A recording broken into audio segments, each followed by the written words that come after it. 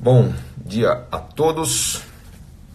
Como prometido, ontem à noite fiz uma enquete aqui no Instagram sobre o melhor horário para a gente fazer um bate-papo, essa nossa live, e ganhou disparada aqui fazer agora de manhã. Minha voz está um pouco rouca, eu acordo de manhã, não faço os exercícios aqui de voz, mas enfim, começando o nosso bate-papo. Inicialmente a ideia era fazer ao vivo no Facebook, fazer no YouTube também, mas por um problema de limitação de banda de internet, eu estou usando aqui a internet móvel, o roaming do Brasil, do hotel sempre é muito fraquinho, decidi fazer só aqui no Instagram, onde normalmente a interação, o engajamento é maior, tá? Infelizmente a diferença é que vai ficar só 24 horas, mas a ideia é compartilhar um pouquinho da intensidade do que eu vivi nesses 2 dias aqui em Boston, em Cambridge, participando do Brasil Conference. Quero aproveitar e agradecer imensamente a Patrícia Meirelles, minha amiga Patrícia Meirelles. A gente bateu um papo recentemente, vocês viram aqui no Instagram, viram no Facebook, viram no YouTube. Foi ela que me convidou para estar aqui no Brasil Conference. E acho que até interessante vocês entenderem o que é o Brasil Conference, né? Muita gente perguntou, mas por que um evento sobre o Brasil nos Estados Unidos, né? Teve alguém que fez os comentários com kkkk, como se fosse uma grande bobagem. Vamos deixar bem claro que o Brasil Conference é uma conferência, um ciclo de debates organizado pelos estudantes brasileiros em Harvard e MIT, aqui em Cambridge, do lado de Boston. Já é uma tradição, há 4 anos que esse evento acontece e, por ser organizado pelos estudantes brasileiros em Harvard e MIT, o evento acontece em Harvard e MIT. Se fosse organizado pelos estudantes da Sorbonne, aconteceria provavelmente em Paris, né? E a proposta desse evento é discutir os rumos do país, os rumos do Brasil. São estudantes de administração, de engenharia, de psicologia, de medicina, enfim, de diversas áreas, preocupados com o seu país, que convidam o Ian Born Todd está perguntando aqui, fala da Anitta. Vou falar da Anitta, vou falar um pouquinho do que aconteceu, né, ao longo desses 2 dias intensos. Foram 3 dias aqui em Cambridge, mais 2 dias de eventos. Quero falar um pouquinho do que rolou para vocês entenderem a oportunidade, né? Eu saio daqui feliz pra caramba. Foram 5 dias aqui entre viagem e eventos, que eu estou longe da família, mas com a sensação de que um evento como esse é o começo de uma grande transformação. Se acontece anualmente, a cada ano saem daqui pessoas com uma energia de transformar o país, de colocar em prática uma série de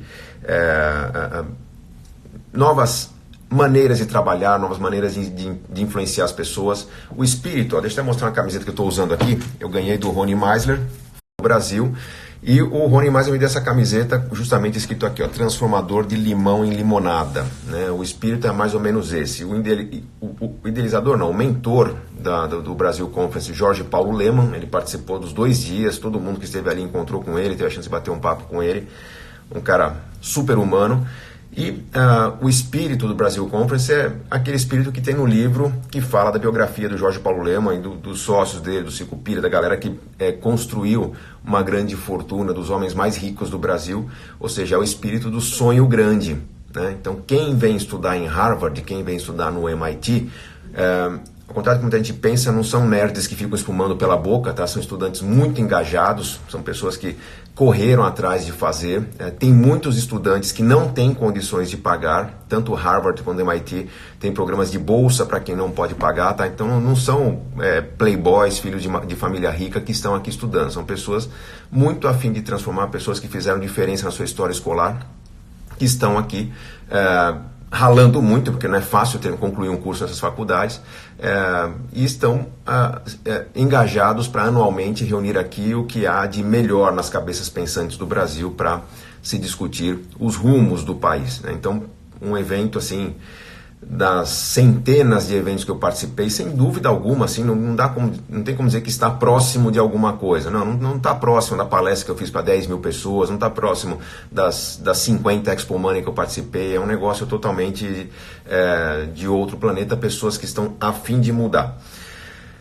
Antes de começar o evento, nós fomos convidados a fazer um tour por Harvard e um tour pelo MIT, né? Isso foi na quinta-feira, primeiro dia aqui em Cambridge. E já começa impressionando por aí, né? A diferença entre uma escola que é privada, mas é sem fins lucrativos, né? E a diferença entre uma escola pública brasileira, uma escola privada com fins lucrativos brasileiros, a diferença começa primeiro, né, na estrutura que tem, na preservação da estrutura. Harvard foi fundada em 1636, né, e durante uma visita você acaba conhecendo qual foi o primeiro prédio, o segundo prédio, o terceiro, como que aquilo se expandiu, como que aquilo ganhou uma grande área, ou seja, tudo muito preservado, tudo fruto de muitas doações, né? As universidades, elas nascem de doações de famílias ricas. E aqui tem quem está perguntando, o Beto Vieira, qualquer um pode ir nesse evento? Não, Beto, são pessoas convidadas, tá? Não há espaço.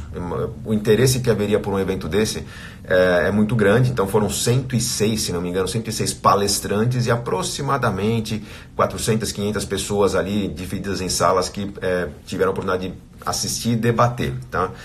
Mas voltando aqui a reflexão sobre Harvard, né? Doações de dinheiro, por exemplo, nós visitamos lá a Biblioteca Central, né? Harry Idderman, que é de doação, ela é fruto de doação da família de Harry Idderman, que morreu no acidente do Titanic. Então, uma família muito rica, deixou fortuna, uma série de regras para aquela biblioteca ser preservada. Então, foi construída há 80 e tantos anos atrás, com regras de não se alterar a fachada, por exemplo, mas o conhecimento não para de crescer. Então eles fizeram uma mega construção subterrânea que avança por baixo dos jardins, milhões e milhões de livros, né? Eu, visitando a biblioteca, eu fui pegar um livro na prateleira, deixa eu ver de quando que é esse livro, do século XIX o livro ali, não estava entre as obras raras, né? Estava entre as centenas de livros do século XIX que estavam naquela seção sobre química. Enfim, mas havia uma das 23 bíblias originais de Gutenberg ali na biblioteca que reproduz a salinha original de Harry Idderman. Enfim, muito conhecimento, muita riqueza, muita tradição, muita historinha também, né? Todo mundo gosta de tirar uma foto em frente à estátua de John Harvard, né? Que dizem que a estátua das 3 mentiras, diz lá, John Harvard, fundador, 1638, né? Harvard não foi fundado em 1638, foi em 36. John Harvard não é fundador, né? A universidade é construída em homenagem a ele. E a estátua não tem a foto de John Harvard, porque ele morreu precocemente. A casa dele também teve tudo destruído no incêndio. E as fotos dele sumiram, então fizeram uma votação de um estudante de Harvard para representar John Harvard. Enfim, muitos mitos, né? Então foi sensacional conhecer a estrutura de uma universidade que preserva e acumula conhecimento, acumula ciência. Rod, foi só entrar aqui e travou, Rod? Não, acho que não. Aqui tá em ordem, aparece uma informação quando tá travado, né? Mas acho que voltou aqui, deixa eu ver. O José Santos perguntando, Gustavo, quando você se qualifica, porém não consegue uma boa oportunidade de emprego, peço demissão ou espero ser dispensado? José, o ideal é você correr atrás de uma outra oportunidade, né? Mostrar o seu valor num outro trabalho e quando tem algo engatilhado, você pede demissão. Enfim, o pessoal dizendo que tá em ordem, não travou não. Mas enfim, à tarde a visita foi para o MIT, o Massachusetts, essa hora da manhã para enrolar a língua, Massachusetts Institute of Technology, onde nós começamos visitando o Media Lab, né? O Media Lab é onde todo mundo quer estudar em Harvard não, no MIT, onde tem a tecnologia de ponta. Por exemplo, foi no Media Lab foi desenvolvido o Google Glass. No Media Lab hoje estão desenvolvendo as várias formas de mobilidade autônoma, né? De automóvel, a bicicleta, transporte público individual, drones, enfim. Roupas vivas. Eu passei em frente a um laboratório que o cara estava desenvolvendo e testando roupas vivas. Uma roupa feita por bactérias. Parece meio estranho falar assim, né? Mas basicamente bactérias que mudam de acordo com a sua temperatura, com o seu calor. Então você está suando, as bactérias se contraem, o suor sai do corpo. Você está com frio, elas se expandem, né, e te aquecem mais. Coisas fantásticas assim. Outros exemplos, robôs que entram dentro do corpo para avaliar, medir, diagnosticar como é que está a sua condição sanguínea, se você tem nutrientes, não tem no sangue, como é que esses robôs funcionam. Eles são carregados com os batimentos cardíacos da pessoa, ou seja, vão passar o resto da vida circulando no seu corpo, mandando mensagem para um telefone, para algum equipamento próximo de você. Enfim, tecnologia de ponta, de cair o queixo, uma estrutura incrível, andando pelos túneis do MIT, visitamos assim, a chance de entrar em sala de aula, laboratórios, oportunidade única, né? Isso para entender mais ou menos a felicidade das pessoas de estarem estudando aqui num sistema educacional que, até comentei num dos stories aqui no Instagram, que Pesquisas dizem que a educação no Brasil está cerca de 250 anos atrasada em relação à educação de ponta no mundo. Eu acho que aqui Harvard e MIT seria a referência, né? Parece um número estranho, exagerado, né? Chego a essa conclusão com base num índice PISA, né? Numa avaliação internacional. Pô, você estando aqui, você percebe que realmente nós estamos 250 anos atrasados, porque o que fizeram há 250 anos atrás aqui continua sendo feito. E tudo que foi feito de lá para cá está acumulado, né? E nós estamos com o sistema educacional com estruturas falidas, com universidades públicas sucateadas. Não importa se a gestão é federal, é estadual, de quem que é, né? A gestão é ruim, né? É ruim. Eu fiz o meu mestrado na Universidade de São Paulo, tenho muita admiração pela FEA, a USP, onde eu estudei, mas lá entre 2000 e 2002, quando eu fiz o meu mestrado, existiam as fundações, a Fundação de Estudo de Administração, a FIA, a FIPECAF, a FIP, né, da contabilidade da economia, enfim. Função das fundações era promover cursos pagos para quem tivesse interesse de vir estudar na USP, mas era uma relação mais de universidade privada mesmo, uma atividade privada dentro da USP, e simplesmente por questões ideológicas expulsaram as fundações de dentro da USP, né? Não, aqui não cabe, o capital privado invadindo estrutura pública. Basicamente, essas fundações que direcionavam, não lembro se era 20%, se era 40%, mas era uma fortuna do seu faturamento era direcionada para a USP anualmente, simplesmente, não podemos ficar aqui, então a gente vai para fora, a gente monta a nossa estrutura, né? E ali prédios, laboratórios, equipamentos que estavam sendo estruturados simplesmente deixaram de ser estruturados para a universidade pública para ficar nas competentes fundações privadas. Enfim, falta muita coisa, né? Nós estamos atrasados.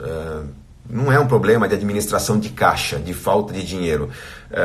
Doar para uma universidade pública não é algo que a gente faz com a facilidade que as pessoas fazem aqui nos Estados Unidos, porque existe um bom sistema de gestão de uma universidade que é privada, mas sem fins lucrativos, que demonstra claramente dar bom uso ao recurso que é doado. Você jogar dinheiro nos cofres de uma universidade pública com uma série de questões ideológicas mal administradas, você não vai saber se o seu dinheiro foi bem aplicado ou não. Você não vai ter uma prestação de contas decente disso. E obviamente que isso acaba sendo um limitador. Bom, boa estrutura de ensino, boas universidades, bons estudantes, talvez os melhores estudantes do Brasil estão aqui, não só aqui, mas em outras grandes universidades também, né?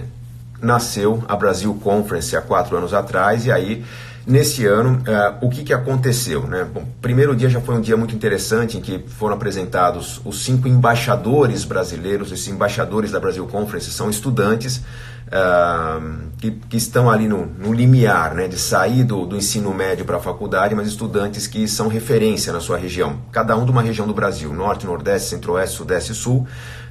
Conversei com eles, o Adonias, a Bárbara, a Jéssica, o João, o Jefferson. A gente vai ouvir falar deles nos próximos meses, com certeza. Mas embaixadores que foram eleitos, entre vários se inscreveram, né? Se não me engano foi através da Fundação Educar que eles fizeram as inscrições, e sendo eleitos eles representam no Brasil o que seria o modelo de estudante que caberia aqui em Harvard e MIT, o modelo de estudante que mobiliza, que transforma, que vai levar adiante essa mensagem do transformador de limão em limonada, né? Então, foi uma honra estar com esses meninos, todos de origem muito humilde, todos ali emocionados de estar, cada um fez um pequeno discurso, mas a tremedeira era um negócio forte, mas muito bonito ver que há uma mobilização para que estruturas como a que se tem aqui comecem a ser provocadas, pelo menos no Brasil, né? O dia foi o dia de anteontem, né? Sexta-feira comecei assim a palestra sobre competitividade, gestão, tecnologia. Estiveram o Alex Bering, da 3G Capital, o André Street, da Apex Capital, o criador da Stone, meio de pagamentos, o Carlos Brito, o CEO da AB InBev, que é considerado um dos 20 maiores CEOs do mundo, o número 1 do Brasil, um cara que é referência, um cara super humilde, foi um papo muito bacana. O David Neeleman, que foi o fundador da Azul, tempo atrás estive com o irmão dele, o Mark Neeleman, em Macapá, mas um cara super humilde, e o Dennis Balaguer da Ernst Young. Basicamente, nesse primeiro painel se falou sobre cultura de excelência, sobre a cultura da eficiência, né? A reflexão que esses executivos fizeram é que resultados vêm de pessoas apaixonadas pela empresa, e uma reflexão que é aplicada nas empresas dessas pessoas é a ideia do high-tech, high-touch. empresas que estão usando alta tecnologia para se desenvolver, muitos controles, muita ferramenta de feedback instantâneo com o consumidor, com o empreendedor, mas high touch, ou seja, com contato intenso entre pessoas, com feedback intenso entre as pessoas, tanto consumidores internos quanto externos. Foco no consumidor é o que faz as empresas serem bem-sucedidas, né? Então, o Carlos Brito deu vários exemplos de como que suas marcas de cerveja pelo mundo, né, acabam trabalhando necessidades das comunidades, suas fábricas usam insumos locais, estudam situações locais. Eu vi, na verdade, dois painéis em que o Carlos Brito participou, né, em que fica muito claro que a preocupação da Ambev é entender quais são as limitações da sociedade e atuar nessas limitações. O exemplo que ele deu foi, por exemplo, uma cidade praiana, né, que tinha lá um serviço de limpeza de areia das pistas, segunda e quarta-feira, se não me engano. Ele via que, quando ventava, a areia vinha para as pistas e os carros não freavam, tinha muito acidente no fim de semana. Então, para as pessoas entenderem que o motivo do acidente não é apenas bebida, a bebida estava no ranking lá em 6º lugar, né, eles começaram a atuar em outras frentes. Então, o Text and Drive, né, o pessoal que dirige digitando alguma coisa no WhatsApp, no Instagram, seria o primeiro motivo. Não conseguir frear por causa da areia é o segundo motivo. Então, a Ambev atua para que o dirigir alcoolizado suba no ranking, né? Mas não é exatamente a preocupação de levar no ranking, mas para eliminar outras causas e mostrar para as pessoas que em alguns países onde se bebe muito, por exemplo, na Alemanha, o índice de acidentes é muito baixo, que as pessoas sabem exatamente a hora de beber, a hora de dirigir. Enfim, um exemplo da cultura de entender necessidades do público. Foi muito legal o discurso do David Neeleman, o fundador da Azul, né? Também da JetBlue aqui nos Estados Unidos. Primeiro que ele começou o papo reverenciando seu pai e sua mãe que estavam ali na plateia, reverenciando a sua origem brasileira. David Neeleman fala muito mal português. Não, ele fala bem, mas com sotaque muito pesado americano. E ele falou da alegria de ter nascido brasileiro durante uma missão da igreja dos seus pais são mormons, ele também, mas a alegria de ser brasileiro, e destacou que no Brasil nós temos tudo, absolutamente tudo que precisamos para ter sucesso. O que falta muitas vezes é uma capacidade de coordenação, uma vontade política, um empresário a fim de fazer, tanto que a Azul foi eleita a 3ª melhor companhia aérea do mundo o ano passado. Então, o que nós precisamos, nós temos, né? O que falta é algum tipo de incentivo, não só financeiro, para que o empresário esteja lá. David Neeleman falou muito no sistema errado, em que falta educação, falta polícia, falta hospitais, mas a Previdência consome de 70% a 80% do orçamento de alguns estados ou do país, né? Então, onde está o erro? Falta educação, falta polícia, falta hospital? Não. Falta mudar o sistema, porque não tem como direcionar dinheiro para polícia, educação e saúde se você tem 70% do dinheiro indo embora, uma Previdência totalmente descalibrada, totalmente errada, né? Tem situações em que a Rede Ferroviária Federal SA, por exemplo, já não existe há não sei quanto, 2 décadas, 25 anos, e consome 100 milhões de reais por mês, 1 bilhão e 200 milhões de reais por ano do orçamento federal, com aposentadoria, com a manutenção de estruturas que deveriam ser custeadas com a iniciativa privada. Tem lá os museus, as estradas de ferro, as pessoas que são lá os guias turísticos. Isso não deveria ser custeado pela União, né? Isso deveria ser da iniciativa privada. Então, ele deixou muito claro que o problema não é falta de dinheiro, é falta de organização desse sistema. Eu estou olhando aqui porque eu tenho anotações, foram muitas coisas que eu olhei que eu acompanhei esse fim de semana, então estou consultando as anotações para falar para vocês aqui. Outro ponto, né? Também falando sobre o sistema. Brasil, 2% da população mundial, é o tamanho do nosso país. 80% dos processos trabalhistas no mundo estão no Brasil. 80% dos processos trabalhistas do mundo estão na justiça brasileira. E a gente vai falar que a justiça é lenta, a gente vai falar que mas as coisas não funcionam na justiça. Mas é óbvio, o sistema está errado, né? Então David Neeleman bateu muito nessa tecla de que é preciso mudar uma série de estruturas. As pessoas saem daqui mobilizadas para mudar essas estruturas.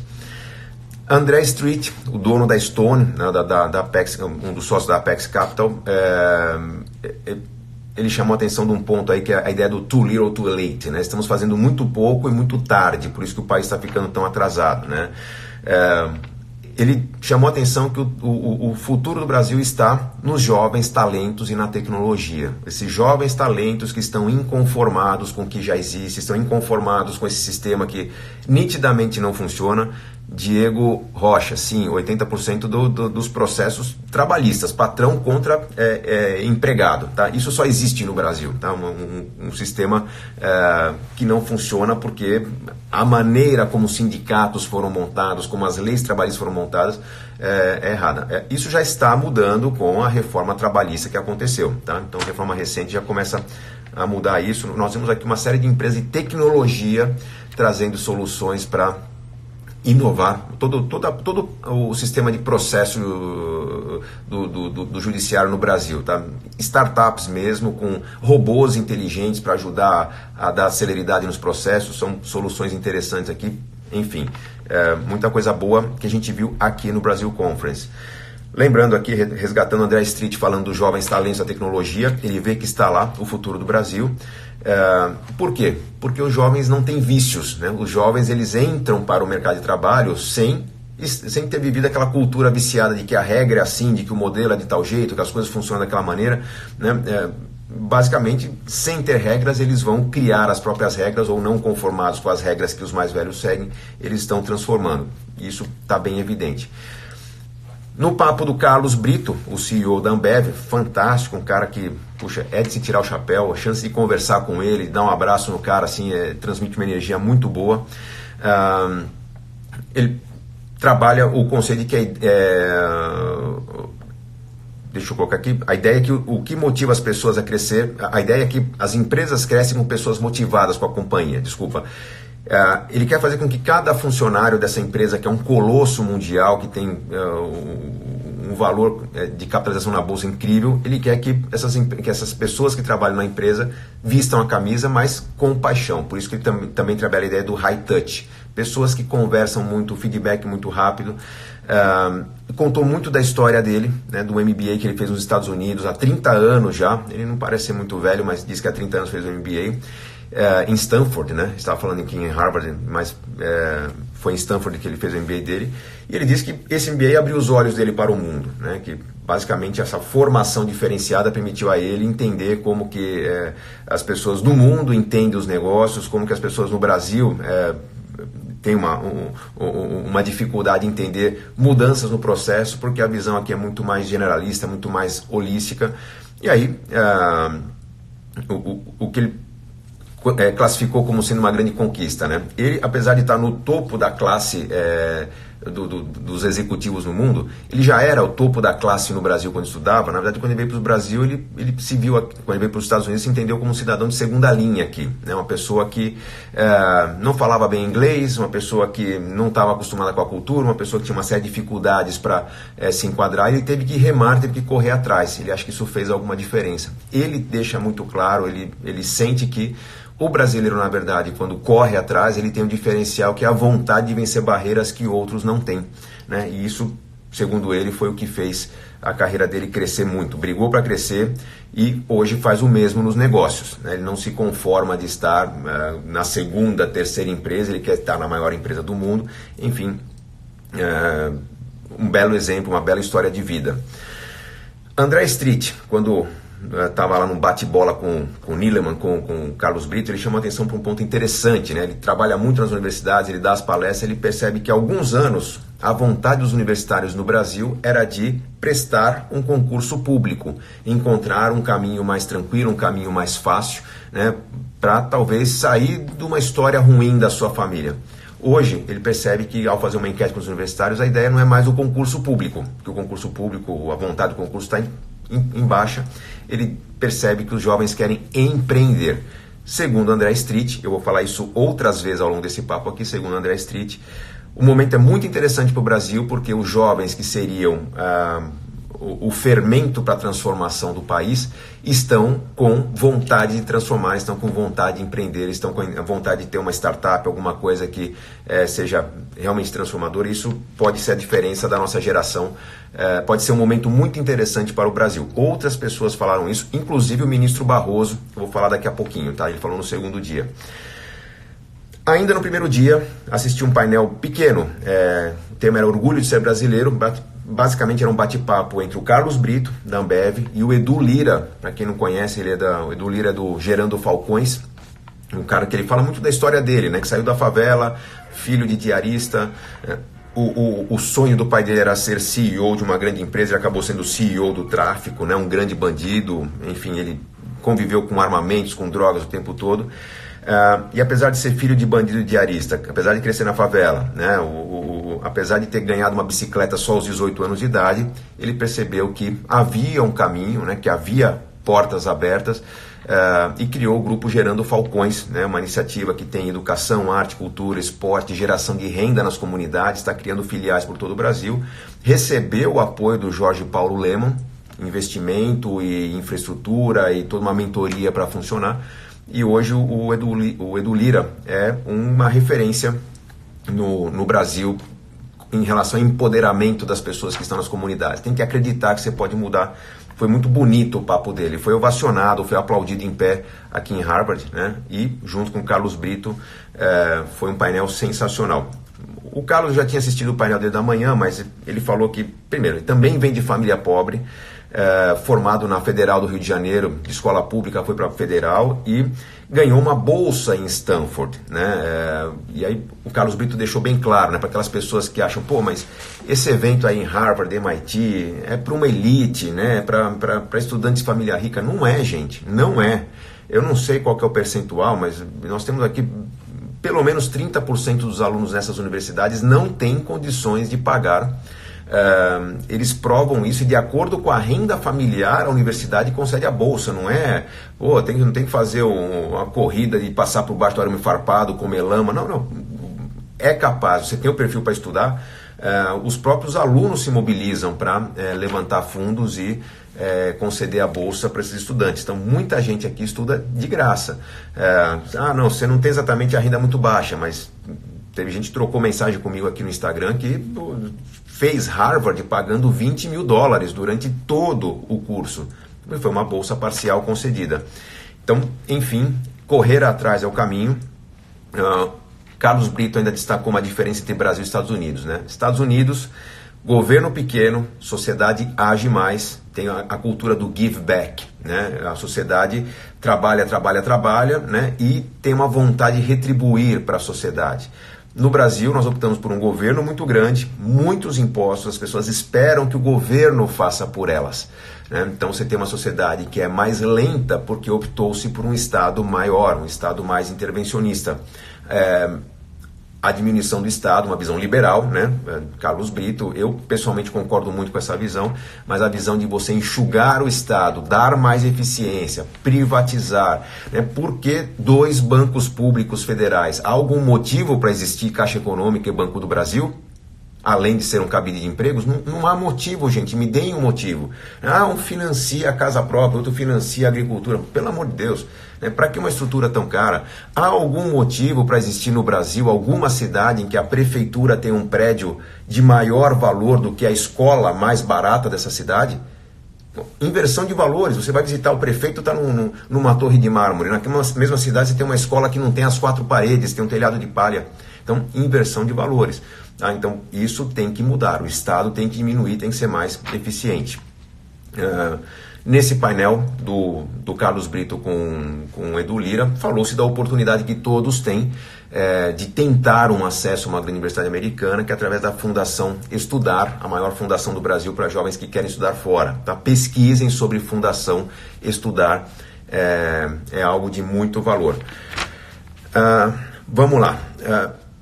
Ainda no primeiro dia, um outro painel que assisti era um painel chamado... Eu falei, o painel que eu assisti porque eram alguns painéis paralelos, não deu para assistir toda a conferência, gente. Muitas pessoas interessadas, muitos palestrantes, muita coisa para se falar. Basicamente, eles dividiram em 3 grandes grupos.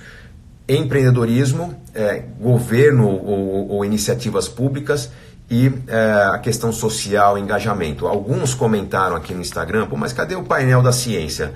Vocês estão certos. Faltou um debate específico sobre ciência. A Lígia Veiga, uma cientista, estava aqui e falou, pô, sou eu sozinha aqui debatendo políticas públicas, cadê o debate sobre a ciência? Faltou. Provavelmente nas próximas Brasil Conference vai ter alguma coisa nesse sentido. Mas um outro painel que eu assisti, painel gigante pela própria natureza, Gustavo Franco e Sandra Rios falando sobre a estabilidade econômica, né? Eu tenho uma admiração enorme pelo Gustavo Franco, um dos mentores do Plano Real. Tem um filme fictício, né? Tem muita ficção ali, o livro é muito melhor com certeza, mas vale ver o filme real, a história por trás do plano, em que o Gustavo Franco é o protagonista, né? O herói da história. Vale a pena assistir para entender um pouquinho o papel desse gênio na estabilização da economia brasileira. Né? Por que o Brasil é o que é hoje em termos de economia estável, moeda estável, inflação sob controle. Gustavo Franco tem uma grande contribuição para isso. E basicamente o debate rolou em torno da ideia da estabilização e a importância dela para o país. Né? Então, Gustavo Franco comentou, né, que a inflação torna o país competitivo, pois quando existia, a inflação fazia fechar as contas públicas. Né? O governo recebe, aliás, tem um orçamento previsto que é corrigido pela inflação, não fecha a conta, você imprime moeda, não fecha a conta, a inflação corrige. Então a ineficiência estatal nasceu com a inflação. Hoje, a estabilização das finanças faz com que haja uma necessidade de controlar, há mais transparência sobre a eficiência e ineficiência das contas, né? E a estabilização das finanças se faz com dívidas, né? Se você hoje tem uma questão de falta de caixa, você emite títulos públicos. Não é a solução ideal, né? Porque estamos falando de falta de caixa, mas títulos públicos num cenário de baixa inflação significa financiar de forma barata uma dívida pública, o que acaba sendo a solução melhor do que aquela que existia em tempo de inflação. A crítica que Gustavo Franco faz é a ilusão do superávit primário, né? Que não, todas as políticas são guiadas pelo superávit primário, ou seja, você deu lucro ao superávit descontando o custo da dívida, é sinal que está rendendo. Não está rendendo, a dívida está comendo qualquer resultado, o país não cresce enquanto a dívida consome qualquer tipo de superávit. Então, criticou muito a questão dessa ilusão. Criticou o ponto de favorecer crédito para alguns setores da economia, porque quando você seleciona, né, vamos dar incentivo para a indústria, vamos dar incentivo para o automóvel, vamos dar incentivo para a Zona Franca de Manaus. Basicamente, quando você dá incentivo para alguns e para outros, é como você tributar esses outros que não foram incentivados. Né? Então, o custo Brasil da política de incentivo é muito ruim. Né? A liberdade de mercado, o livre mercado seria uma iniciativa muito mais eficiente. E o que o Gustavo Franco critica é o fato de a gente querer ter tudo, né? Ele chama de cultura soviética, tem que ter tudo no Brasil, tem que ter indústria, agricultura, serviço. Não tem que ter tudo, tem que ter aquilo que é bom. Né? Naquilo que você é bom, que você é lucrativo, que você é competitivo, você vai montar uma mega indústria mundial. Aquilo que você não é bom, fecha, né? Porque você não vai conseguir competir com o estrangeiro.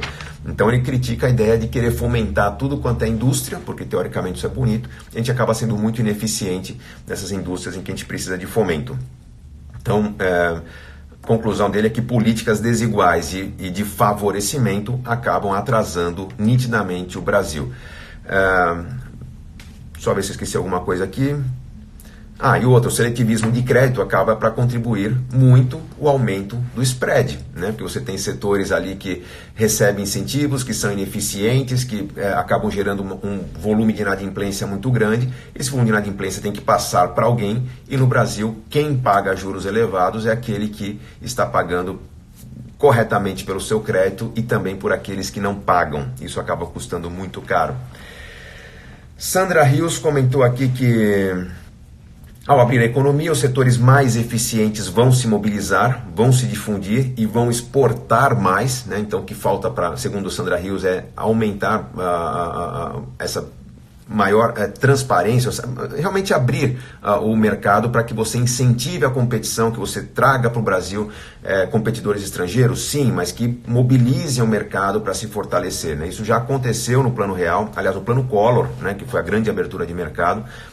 O Collor usava como referência as carroças brasileiras, os automóveis brasileiros que eram carroças. Não deixaram de ser carroças, nós temos automóveis muito atrasados no Brasil, mas eles são muito mais modernos do que existiam naquela época. Aquilo fomentou muito a indústria. Tá? Sandra Rios assinou embaixo o que Gustavo Franco falou: não há por que tentar selecionar setores específicos para conceder privilégios, né? Essa cultura do lobismo, essa cultura de você eleger um deputado que vai favorecer o setor A ou B, essa briga, né, de interesses, não só destrói a indústria, como destrói o Estado, né? Você tem interesses viesados, ninguém ali está trabalhando pelo bem comum no Estado, né? Está trabalhando para favorecer um setor específico que vai gerar uma desestruturação dos diversos setores da economia, com o custo do crédito mais alto, com a ineficiência da indústria, enfim.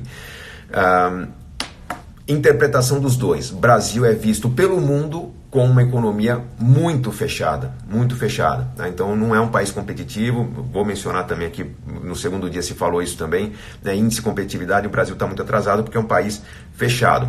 Exemplos que eles deram de países que abriram a economia e que foram muito bem sucedidos: Chile, Coreia, Malásia, são países que eram muito mais pobres que o Brasil e estão bem adiante pelo fato de terem feito bem uma abertura comercial. Já falei do Gustavo Franco usar o termo economia soviética e... Bom, ele explicou de forma brilhante como que o namoro da política com o empresariado coincidiu com a descoberta do pré-sal, né? Isso mais recentemente estimulou um sentimento de aumentar o controle do Estado, né? Gustavo Franco, ele deu uma aula explicando como é que nasceu o tal do mecanismo, né? A série que está fazendo sucesso no Netflix, gerou todo um auê. Eu comecei a assistir, mas tive que vir aqui para Boston, Cambridge, não terminei, mas enfim... Vale a pena assistir o Mecanismo, porque o Mecanismo explica como é que se enraizou essa grande máfia de direcionamento de recursos públicos, né, de apadrinhamento de uma série de estruturas para financiar interesses muito particulares. Então, basicamente, o Gustavo Franco diz que o pré-sal foi determinante, né, para você entender o Estado como muito poderoso e criar todo um interesse, um desejo de aumentar a abrangência do Estado, justamente para fazer circular recursos com interesses viesados, né? Caminho, segundo Gustavo Franco, desestatizar, né? Ele diz que o Banco do Brasil está pronto para ser privatizado, assim como outras dezenas de empresas estatais. Pronto é que já tem estruturas que funcionam como empresas privadas, né? Bastaria você fazer o trabalho necessário para, enfim, identificar valor, o momento adequado da economia, o parceiro adequado para se vender, mas com uma estrutura mais leve você tem a administração do serviço público sendo o foco e não uma administração no serviço privado. Ordem do dia, segundo Gustavo Franco, é desmontar o mecanismo que se criou no governo brasileiro. E aí vamos usar um termo que se usa na internet, ele lacrou, né? Ele fala que o sucesso de Jorge Paulo Lemann, de Neymar, por exemplo, são dois exemplos de sucesso, assim como outros que estavam presentes aqui, de sucesso que aumenta a desigualdade no país. Ele fez uma crítica a um dos pontos que foi muito trabalhado no Brasil Conference, que era a redução da desigualdade. Ele fala: não é reduzindo a desigualdade que a gente vai, não é focando na redução da desigualdade que a gente vai resolver os problemas do Brasil. Porque pessoas de sucesso aumentam a desigualdade. Nós temos que elevar a barra, combater a pobreza, e aí foi a fala final do Gustavo Franco, combater a pobreza para que, existindo a desigualdade, ela esteja num patamar muito mais elevado. Estamos falando de pessoas geniais que faturam milhões, bilhões de dólares, mas que são referência e que estão tentando trazer outras pessoas juntos. O Brasil Conference foi mentorado por Jorge Paulo Lemann, o homem mais rico do Brasil, que, por ser o homem mais rico do Brasil, por ter a fortuna que tem, ele nitidamente contribui para o indicador de desigualdade. Vocês vão fazer o quê? Vai proibir o Jorge Paulo Lemann de fazer os negócios dele? Não, talvez seria o caso de trazer outras pessoas para enriquecer junto com ele. E aí, acho que nessa questão de não se poder combater a desigualdade limitando as condições de crescimento dos bem-sucedidos, eu remeto a uma missão minha, né, que nasceu lá em 2005, quando eu saí na capa da revista Você S.A., levei um susto ao ver que colocaram na capa o fato de um professor ter se tornado milionário, né, com escolhas pessoais. Aquilo realmente incomodou a família, porque 2005 foi um ano complicado, né? Foi um ano que começou aquele monte de ataque do PCC às bases da polícia, que o crime estava escancarado em São Paulo, todo mundo estava com medo, e eu, muito bem intencionado, dei uma entrevista sobre como fazer fortuna, como fazer o primeiro milhão. Num cafezinho eu comentei, né, que aquilo era um projeto viável porque estava dando certo na minha vida, eu estava virando aquela marca do milhão no mês seguinte à entrevista, e aquilo virou capa, né, e aquilo nos assustou bastante.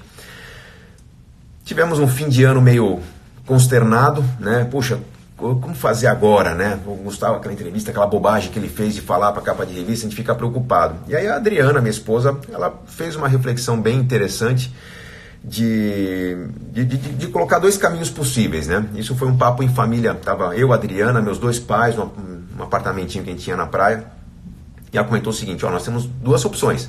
Ou a gente usa esse milhãozinho que a gente tem para blindar o carro, para morar numa casa mais protegida, para ter um segurança do lado e torra esse dinheiro, né, e volta a ser uma família de classe média.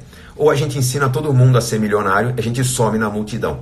Então, desde 2005, a minha missão passou a ser essa, né, de sumir na multidão. Eu quero que todo mundo venha comigo. Daí nasceram os 15 livros, o programa Inteligência Financeira, o curso Inteligência Financeira, que tem sido bem sucedido nessa proposta de tornar as pessoas mais robustas financeiramente, num caminho consciente de quando chegarão ao seu primeiro, segundo, terceiro, 20º milhão. Enfim, essa é a missão.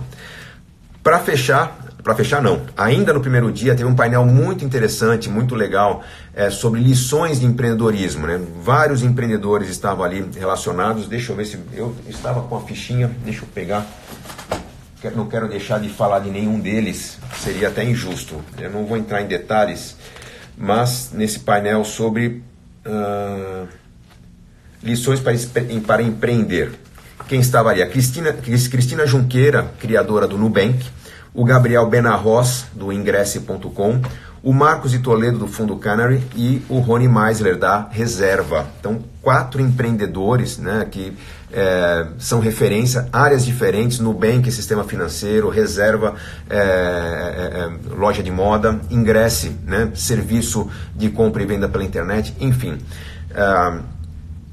Recado básico, cada um contou sua história de sucesso, acho que isso aí cada um pesquisar aí a história desses empreendedores vai encontrar na internet, mas o recado geral que foi dado nesse painel é: estudantes brasileiros nos Estados Unidos, voltem para o Brasil.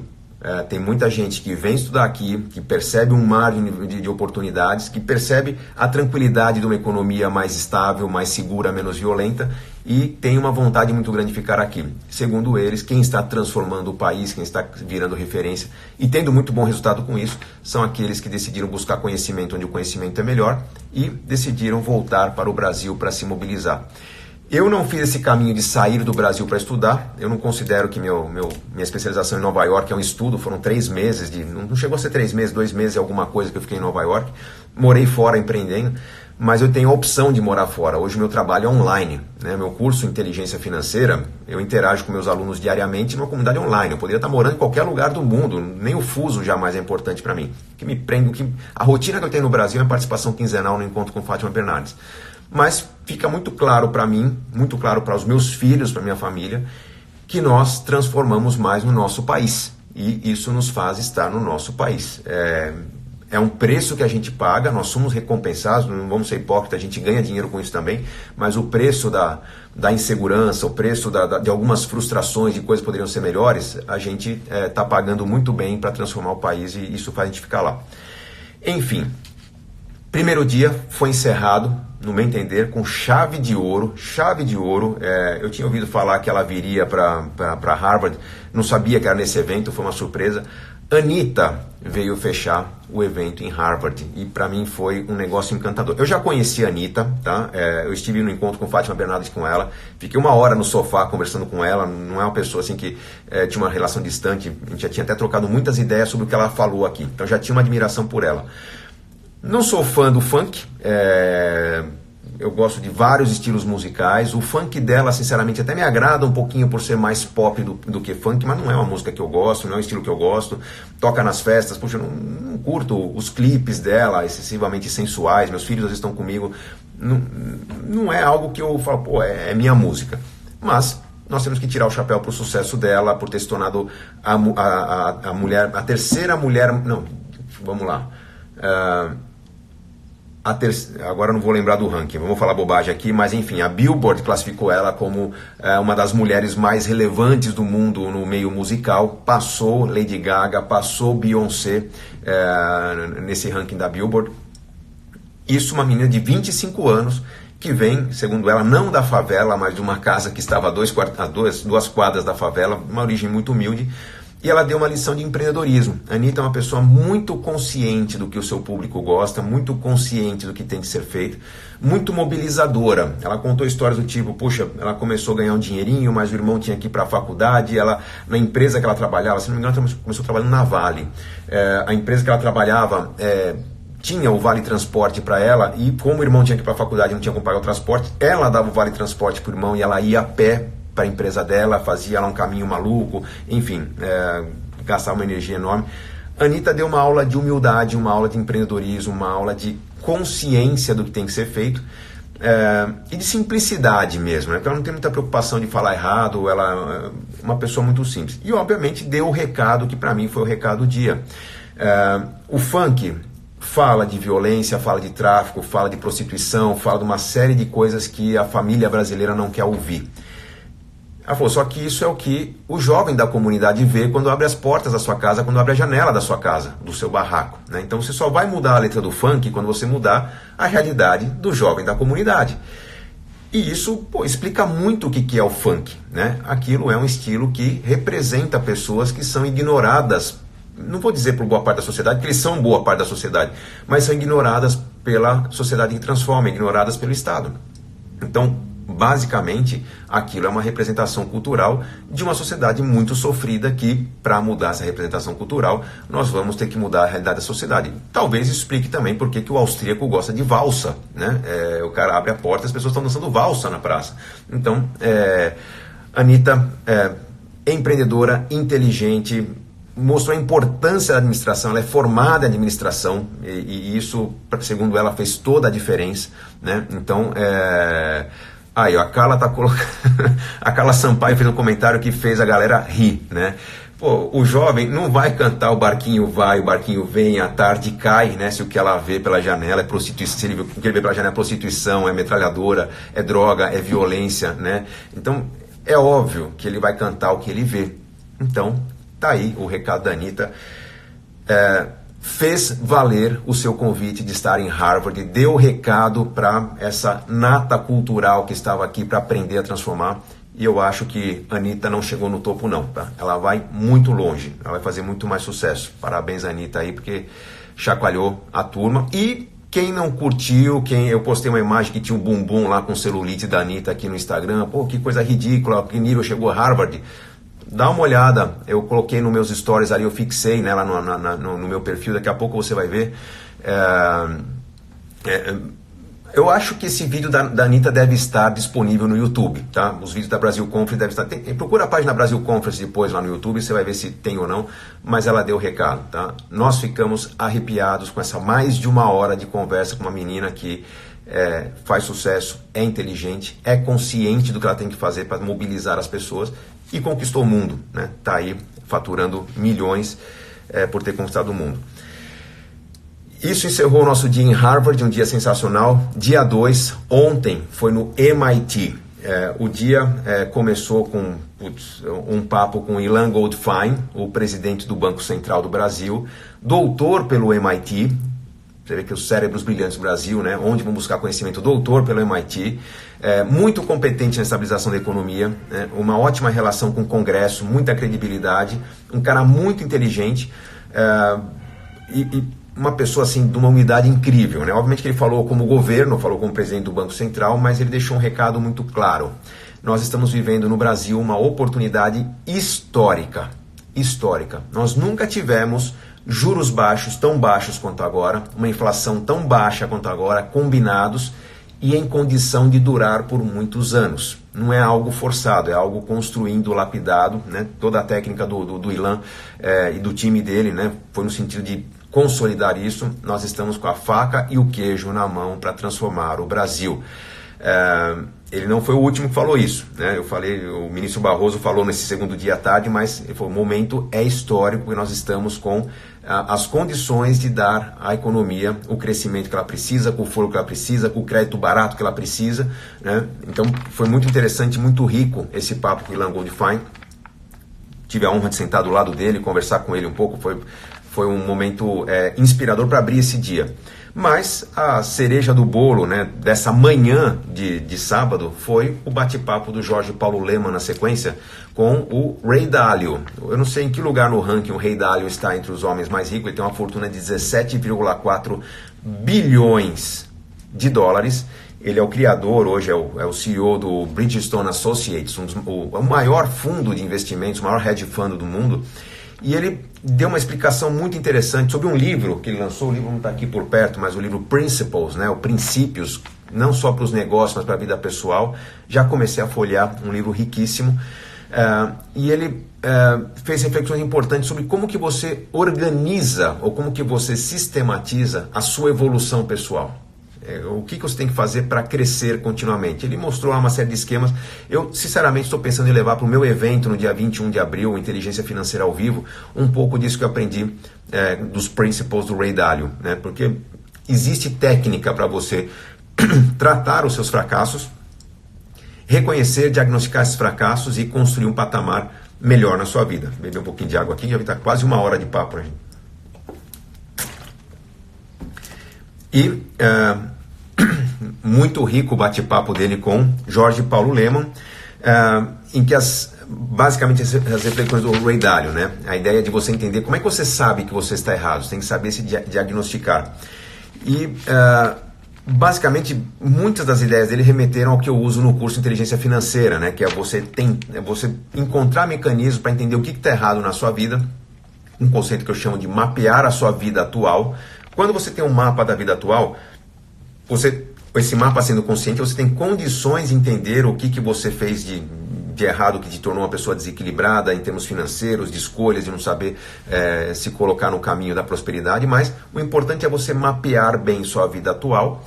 E aí um processo criativo que a gente constrói no curso de Inteligência Financeira também, você ter uma situação clara do que seria a vida ideal, né? Entre vida atual e vida ideal existe o conceito do orçamento base zero, que ignora tudo que você tem. Quanto você ganha por mês? 2 mil, 10 mil, 100 mil, não importa. Quanto você ganha por mês? Esse dinheiro dá para ter que estilo de vida? Esquece o que você já tem. Que estilo de vida você pode ter? E essa vida atual certamente vai ser muito mais interessante. Aliás, a vida ideal vai ser muito mais interessante que a vida atual. E o processo do curso de Inteligência Financeira é criar a ponte de uma para outra. Ray Dalio fala um bocado disso, como que ele faz isso nos negócios, como faz na vida pessoal, né? Então, a meritocracia, né? Como que ele reconhece as pessoas pelo desempenho, como que ele motiva as pessoas a crescer. Alguns pensamentos, né? Põe os pensamentos na mesa, né? Abra o jogo, converse com as pessoas. É a ideia do Inteligentes, do programa Inteligência Financeira, do Casais Inteligentes, do Investimento Inteligente, ou seja, descubra-se, autoconhecimento, né? Então ponha suas ideias de forma sincera para funcionar, né? Saiba discordar, né? De maneira construtiva, enfim, né? Encontre maneiras de você tratar a discordância como algo construtivo, de você usar aquele conceito que no Casais Inteligentes eu chamo de 1 mais 1 igual a 3, né? A sua vontade, a minha vontade, a nossa vontade, vamos tentar levar todas para frente. Enfim, uma reflexão muito interessante sobre pensamento criativo, meritocracia. O que está ruim deve ser melhorado, tá? Isso foi falado também na palestra do dia anterior do Rony Meisler, da Cristina Junqueira, né? As coisas que não funcionam, o que você faz? Melhore. Simples assim. O que não está legal? Vamos fazer um diagnóstico do que não está bom no Brasil. Não está bom violência em primeiro lugar, saúde em segundo lugar, ou ao contrário, saúde primeiro, não, educação lá no topo. Então, monte os indicadores e persiga os indicadores. O Estado simplesmente não faz isso. Nós elegemos um governo, agora quem que vai ser ministro, que pasta vai receber o quê, que política continua, o que não continua, não é assim, gente. Quais são os indicadores? Quais são os piores? Quais são as ações para tratar os piores? Ponto. É assim. Assim se constrói o pensamento criativo. Sistematizar, organizar, ter dados, usar Big Data, usar informação, usar tecnologia. Muito se falou de usar tecnologia no sistema público aqui em Harvard, né? E o Ray Dalio fez uma crítica muito forte à falta de objetividade dos brasileiros. Ele colocou: se eu sou um líder, eu levanto as estatísticas ruins e guio minhas ações no sentido de melhorar essas estatísticas. Ponto. Falta objetividade ao brasileiro empreendedor, ao brasileiro Estado, enfim, uma crítica bem interessante. Um comentário que eu coloquei nos meus stories aqui no Instagram, capitalismo não está funcionando para a maioria das pessoas no mundo, né? E isso abre espaço para um perigoso populismo em nível global. Tem uma pessoa que reclamou, não, mas não foi isso que ele disse, né? Que o post só tem 15 segundos, né, gente? Ele fala de capitalismo não está funcionando e tal. Na sequência ele falou do populismo. Então ele fala que o populismo é resultado de um capitalismo que não funciona, né? Então o que está faltando? O capitalismo está precisando ser um pouco mais consciente para criar mais felicidade, mais saúde. Uma reflexão brilhante que encerrou a fala do Ray Dalio. Ele disse que se os nossos filhos estiverem felizes e saudáveis, eles saberão fazer o que precisam e o que querem fazer. E não o que eu acho que eles devem fazer, né? O que meus filhos têm que fazer. A nossa preocupação deve ser em deixar para a próxima geração um mundo saudável e com boas condições para viver. Por quê? A próxima geração vai viver um mundo totalmente diferente do que nós estamos vivendo. A tecnologia está mudando tudo. Então, basicamente, um mundo mais saudável, um mundo com boas condições é que o capitalismo tem que construir. E nós, aí falou não só o Brasil, né? Nós, mundo, estamos errando muito nesse ponto. Enfim, fala do Ray Dalio foi sensacional, estar com ele, com o Jorge Paulo Lemann na mesma sala foi incrível. Esse tipo de situação é difícil imaginar no Brasil, né? Primeiro, questões de segurança, né? Bill Gates, quando falou no Brasil, eu fiquei sabendo que ele não alugou um quarto, um hotel, ele comprou um apartamento 2 meses antes para montar uma estrutura de segurança, vendeu depois que ele foi, então tem uma série de preocupações, né, que aqui não existia, apesar que, sendo bem sincero, evacuamos um andar, né, para os seguranças do Ray Dalio se instalarem, enfim, mesmo aqui tem toda uma questão de segurança para depois a gente poder assistir o papo com eles. Mas Jorge Paulo Lemann, muito mais humilde, conversando com todos, muito acessível, e tem uma fortuna maior que a do Ray Dalio, né? Questão de posicionamento dessas pessoas, o quanto elas confiam na estrutura que está ao redor delas. Papo rápido que nós tivemos com o Edu Gaspar, ex-jogador do Corinthians, da seleção brasileira, hoje coordenador da CBF, o homem que está logo abaixo do Tite na seleção. Basicamente um papo muito inteligente, muito interessante da tecnologia que a CBF usa para treinar, orientar os jogadores, o que vem o que eles usam como recurso para preparar os jogadores para a Copa, né? Então, enfim, papo rápido. Edu Gaspar ali, muito humilde também, colocando que está acostumando com o mundo das palestras. Muitas pessoas estavam emocionadas de estar aqui em Harvard, né? Pessoas que... Edu Gaspar, por exemplo, não concluiu uma faculdade. Anitta concluiu, mas no limite ali. Enfim, poderia citar vários nomes de pessoas que não concluíram aqui e foram bem sucedidas, mas a questão é que muitas pessoas estavam emocionadas de falar aqui em Harvard. Tivemos na sequência, ontem à tarde, um painel Brasil, um bom negócio. Nosso secretário da Previdência Social, Marcelo Caetano, falando sobre os problemas da Previdência. Agora vem a mensagem aqui que está acabando o meu tempo. Bom, temos um tempo limite, eu não sabia. Estamos estourando o tempo do Instagram. Então vamos lá. Brasil, bom negócio. Papo do Marcelo Caetano, secretário da Previdência, falando dos problemas da Previdência Social. Eu vou falar bastante sobre isso nos próximos papos. José Galó, das lojas Renner, maior loja do Brasil, valor maior do que a Macy's e a Nordstrom, 2 atacadistas gigantes no Brasil. Iniciando expansão internacional, muito otimista, achando que o momento é ótimo para o consumo, as pessoas estão pouco endividadas. E a atitude, segundo José Galó, assumir riscos para a oportunidade. Segundo ele, nada é impossível. José Zitelmann, do BTG Pactual, nosso parceiro, fala que a bolsa esteve ruim nos últimos anos, mas há ótimos exemplos que provam o contrário. Lojas Renner cresceram 600% em 10 anos, a Localiza é a única locadora que dá lucro no mundo, os bancos são rentáveis e pela primeira vez, Zitelmann reforçou, juros baixos, inflação baixa por vários anos, nós temos um caminho para queda no spread, para o crescimento e boas perspectivas. Rapidinho agora, tá? Espero fechar em 5 minutos. Estava falando do painel, né, com o José Galó, da Lojas Renner, com quem mais? José Zitelmann, do BTG Pactual, e basicamente o que se falou ali, tinha também a Whitney Baker, que é da Totem Macro, ela trabalhou na Bridgewater, que era o fundo do Ray Dalio, que falou pela manhã, e a Whitney Baker falou da enorme capacidade ociosa que existe no Brasil, né? Indústrias que estão prontas para produzir, que estão produzindo com 50%, 60%, 70% da capacidade. Isso é um grande fôlego combinado com o que o Zitelmann falou, juros baixos, inflação baixa, ou seja, não precisa fazer muito investimento para o Brasil crescer agora. E ela já considera uma boa atração econômica. Em consequência do trabalho que está sendo feito com a corrupção, em consequência do esforço de equilíbrio econômico, do esforço para contornar os problemas, o que não foi resolvido nos últimos anos com a equipe econômica, basicamente é porque há muita coisa a ser feita. Então a Whitney Baker, que faz estudos de vários países em desenvolvimento, ela falou que o Brasil está num momento muito interessante. No debate entre eles, chamou-se a atenção que o Brasil está em 125º lugar no ranking mundial Doing Business, né, fazer negócio, ou seja, muita burocracia, muitos impostos, muitas dificuldades, muitos entraves. E o aspecto negativo da economia brasileira é que o país é uma democracia intervencionista e protecionista, ou seja, muita intervenção do Estado, muita tentativa de proteção de setores, o que torna o país menos atrativo, porque sabe-se que a indústria local é menos competitiva por ter excesso de proteção. Então o que teria que mudar é investir na tecnologia, na educação, para capacitar a indústria e diminuir o protecionismo, tornaria o país muito mais eficiente. Bom, antes do encerramento do evento, eu assisti um painel sobre educação.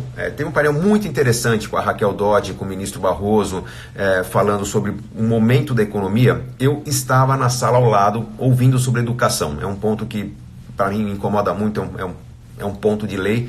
Estava lá o Douglas Belchior, do Uniafro, a Érica Button, do Ensina Brasil, o Fernando Abrúcio, da minha FGV, a Lígia da Veiga Pereira, cientista da minha USP também, que eu estudei na USP e na GV, a Priscila Cruz, do Todos pela Educação, e o Ricardo Paes de Barros, do Instituto Ayrton Senna.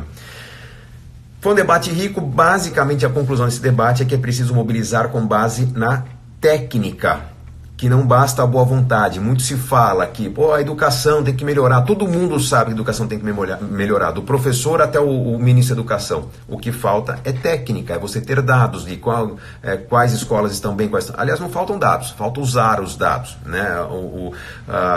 O Ricardo Paes de Barros, do Ayrton Senna, chamou atenção para o ciclo PDCA, né, que é usado nas empresas, em que você tem toda a questão do planejamento, de você colocar em prática, né, o planejar, o PDCA é planejar, fazer, né, o D vem do do, de fazer, aí você tem o checar, o controlar e o avaliar. A gente não está sabendo avaliar, não está sabendo ponderar se aquilo que foi feito funcionou ou não funcionou, tem que ser mudado. O que se faz é o que não funcionou muito bem, descarta porque entrou um governo novo, vamos fazer o nosso novo modelo.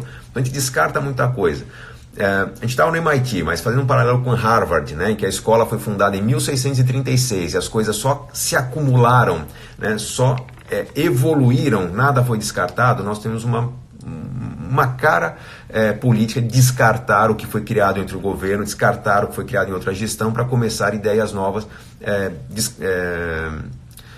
Vamos lá, a Thalita me colocando aqui, princípios do PDCA, seriam planejar, não é isso aí não, é o PDCA, PODC, planejar, organizar, dirigir e controlar, né? Basicamente está me ajudando aqui com a reflexão. Deixa eu ver o Wallace colocando aqui. Ontem vi um projeto chamado Projeto Âncora, um modelo a ser seguido. Não conheço o Wallace. Depois, quem quiser pesquisar sobre o Projeto Âncora deve ter a ver com o que eu estou falando, né? Mas o que falta para a educação brasileira é usar as informações que existem, usar a estrutura que existe com maior entendimento dos erros cometidos, maior entendimento dos pontos fracos, em sintonia com o que o Ray Dalio falou. Falta a gente checar o que está errado e, com base numa lista de prioridades, agir no que está errado. Falta a atitude da mudança. Enfim, como eu falei, em paralelo, eu ouvi ministro Barroso, Raquel Dodge serem ovacionados, falava-se sobre instituições, sobre o novo momento da economia brasileira, da justiça brasileira, e foi interessante ver o ministro Barroso sendo aplaudido de pé, né? As pessoas dizendo que ele representava pela postura dele. E o ministro Barroso disse que nós estamos num momento de inflexão. Ainda não está mudando a cultura no Brasil, mas nós estamos num momento de mudança por vários aspectos. A prisão do Lula não resolveu muita coisa, ou quase nada, na verdade, é mais uma questão simbólica, mas entende-se que aqui começa todo um processo diferente de tratamento da corrupção, todo um processo diferente de tratamento da responsabilidade pública, uma atitude diferente dos gestores públicos, e isso deve trazer reflexos para as próximas eleições. Henrique Dutra, Gustavo, até que ponto essa situação política influencia no aumento do dólar, e se realmente influencia? Influencia, né? Dólar caro porque o dinheiro saiu do Brasil porque as pessoas estão com medo que pode acontecer um movimento social, alguma coisa. Então todas as consequências da economia, elas trazem ou tiram dinheiro da economia, né? Então o dólar está sendo influenciado, sim. Aí, professor Ellison Farias, Plan, PDCA, Plan, Do, Check, Act, né? O agir, desculpa, o check seria o C, falta o agir em cima do check. A gente tem todos os dados, estava confundindo o A do avaliar, mas o que falta é a gente agir em cima daquilo que foi checado. Quando fala em planejamento financeiro, existe uma diferença entre orçamento financeiro, que é você fazer uma projeção do que vem pela frente, e um controle financeiro, que é você avaliar aquilo que você projetou no passado. Se você não avalia, você não aprende, né? Se você não aprende, você não faz diferente. Você vai sempre fazer um orçamento que vai sempre te colocar no vermelho ou sempre te colocar na situação limítrofe e não transformando. Então, a lógica do ciclo PDCA, que falta fazer aqui, é essa ação em cima do que foi checado. E aí é um ponto que é bastante frágil, não nas empresas, mas nas nossas políticas públicas. Antes de encerrar, um painel interessante que eu vi sobre fake news. Presença do Guga Chakra da Globo News, do Luiz Fux, ministro do STF, a Natália Viana da Agência Pública e a Isadora Córdova da Digital Harvard Kennedy School.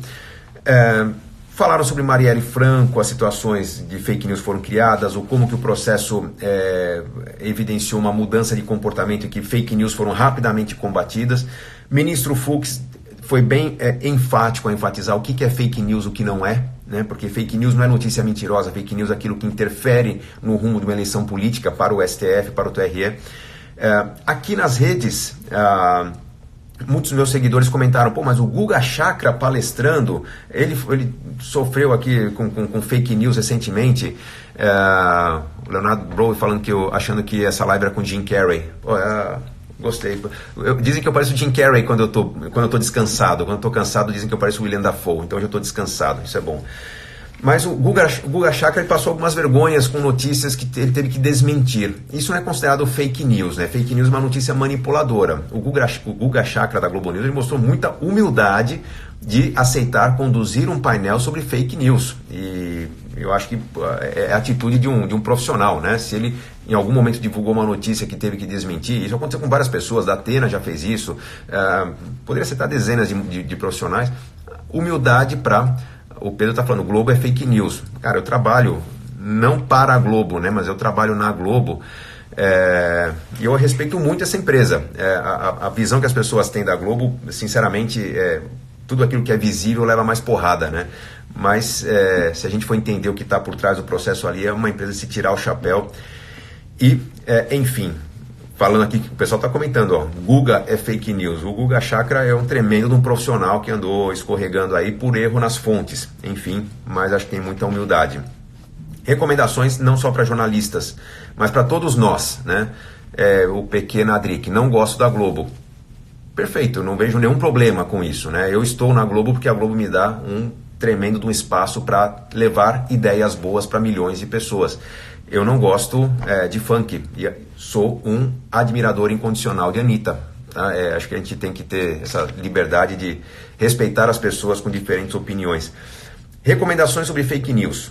Checar fontes, isso não só para jornalista, para nós também, né? Checar fontes, cuidado ao compartilhar e denunciar quando você sabe que é uma fake news, quando é algo que pode prejudicar alguém. Tá? Atitude importante nesse mundo das redes sociais muito conectadas.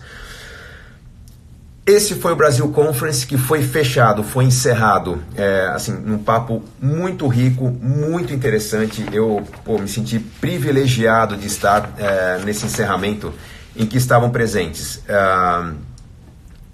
Luciano Huck, todo mundo conhece, Hugo Barra do Facebook, Hugo Barra, assim, com uma carreira sensacional, também muito humilde, veio estudar aqui nos Estados Unidos, teve a oportunidade de trabalhar aqui, voltou, foi para a China, foi para o Brasil, hoje é referência no Facebook, está aí liderando processos de transformação.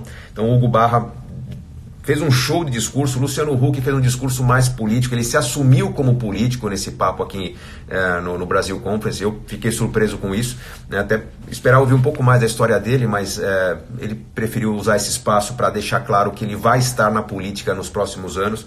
De alguma maneira, ele achou que não era o momento de concorrer à presidência por várias questões, até questão familiar, tá? Que é uma das razões que me limita também, né? Não para política, não estou pensando em entrar para política, mas muitas iniciativas que eu deixo de fazer são por questão familiar. Eu tenho 3 filhos, 11, 9 e 7 anos, não poderia me dar ao luxo de assumir rotinas de trabalho que prejudicariam a educação desses filhos, então tudo tem o seu momento na vida.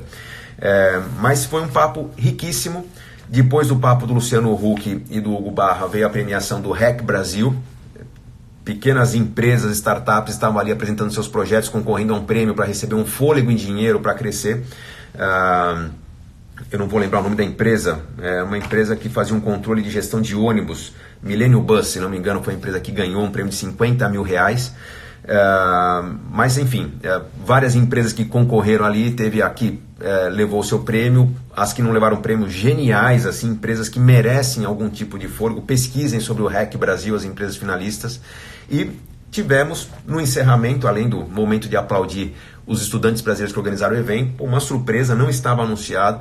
Barack Obama fez um vídeo para a Brasil Conference, um vídeo gravado na casa dele, mas um recado muito carinhoso, parabenizando toda aquela estrutura que foi montada para mobilizar brasileiros, assim, agradecendo a parceria do Brasil com o governo dos Estados Unidos quando ele foi presidente e torcendo muito, desejando muita felicidade para os estudantes, para os profissionais que estavam aqui, para o Brasil nos próximos anos. Um recado de muita humildade, muito carinhoso. Estou até emocionado de falar porque... pegar um fôlego aqui. A chance está no evento desse, a chance da gente aprender um pouco mais, saber que tem muita coisa a ser feita pelo nosso país, muita coisa a compartilhar com as pessoas, que há um caminho e há muita gente mobilizada para isso. É um negócio que, desculpa gente, eu não queria me emocionar, atrapalha um pouco a fala, mas enfim, é a oportunidade da gente vivenciar a transformação de um país que tem há muito tempo uma riqueza que muitos países do mundo não têm. Um povo rico, um solo rico, uma cultura rica, condições de crescer. Um país que foi muito esfolado, muito judiado por seus políticos. Políticos que não são o partido eleito, não é o corrupto que foi preso agora. Tá? O Brasil ele está sendo esfolado há 518 anos. Nós herdamos de Portugal, não do português que descobriu, mas do português medieval, do português feudal. Nós herdamos uma lógica em que aqueles poucos que estão dentro do muro pegam a riqueza dos que estão fora do muro e simplesmente exploram aqueles que estão em torno. É o curral eleitoral que a gente vê, né? Essa lógica de você colocar o bode na sala no Brasil. Durante 3 anos, tira o bode para dizer que aliviou, para eleger alguém, é algo que tem que acabar. Nós temos que mudar. Não é algo de partido. As pessoas que querem mobilizar têm que estar em situações como eu estou aqui no Brasil Conference, discutindo caminhos, discutindo rumos. Seria bom que todos os brasileiros estivessem aqui, né, nesse caldeirão de ideias, mas de alguma maneira eu procurei contribuir com os meus stories, com essas lives, para a gente saber que há algo a ser feito. Eu, com meus 44 anos, que eu completo agora dia 24, eu acho que eu sou muito jovem ainda, tem muito para fazer. Ganhei muito dinheiro com o meu trabalho, mas eu acho que antes de ter alguma atitude política, eu teria que ter milhões de pessoas passando por um aprendizado para alcançar liberdade financeira, independência financeira, para a gente ter um pouco mais de autonomia, para as pessoas dependerem menos do Estado. Eu acho que esse é o caminho para o nosso país. Eu acho que nós estamos conseguindo, eu estou conseguindo fazer bem o meu trabalho, não me sinto tolhido de forma alguma. O governo cobra muito de mim, né? De tudo que eu faturo, 25% vai para o governo. Mas eu estou fazendo o meu trabalho. Eu tenho a Rede Globo como espaço para divulgar o meu trabalho. Ninguém me diz o que falar e o que não falar na Rede Globo. Fátima Bernardes é uma tremenda parceira na multiplicação de boas referências e boas ideias. Muito do que foi falado no Brasil Conference vai servir de pauta para o encontro com Fátima Bernardes nos próximos meses. Podem apostar, eu vou prestar contas disso. E eu acho que nós estamos num momento realmente muito rico para o Brasil. Não só por juros baixos, não só por inflação baixa, não só por um simbolismo no judiciário por ter preso o Lula, mas um movimento social que está muito a fim de mudar e todo mundo entendeu que esse é o momento. Então, a energia é muito boa. Nós vamos ter muito orgulho daqui a 10, 15 anos desse momento que nós estamos vivendo. Espero que esse longo papo, domingo de manhã, não importa a hora que você está assistindo a reprise dessa live, que tenha sido bom para você. Para mim, foi um orgulho estar aqui e poder compartilhar com vocês um pouquinho dessa experiência, desse conhecimento. Espero voltar, né? Tô saindo daqui agora, daqui meia hora tô pegando meu carro para Nova York, tem o voo ainda hoje. Amanhã tem live no BTG Pactual, tem um webinário para minha turma do curso de Inteligência Financeira, mas a vida segue, mas espero estar em breve aqui de volta para poder compartilhar mais coisas boas com vocês. Sucesso a todos, bom domingo para quem está vendo a reprise aí, boa segunda para vocês. Tô orgulhoso de sair daqui com uma bagagem enorme. Obrigado, gente, até mais. Valeu!